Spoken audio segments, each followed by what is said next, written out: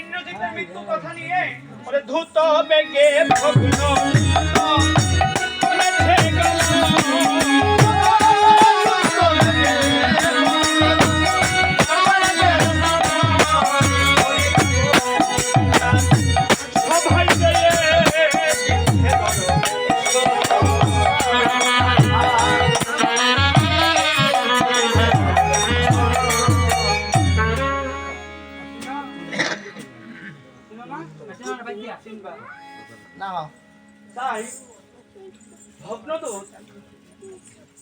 যে বলতেছো গো মহারাজ, আজকে তোমার একটি অশুভ সংবাদ আছে।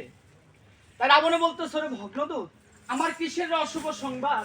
তুই কি জানিস না এই রাবণে যে একদিন ওই স্বর্গ মর্ত মাতা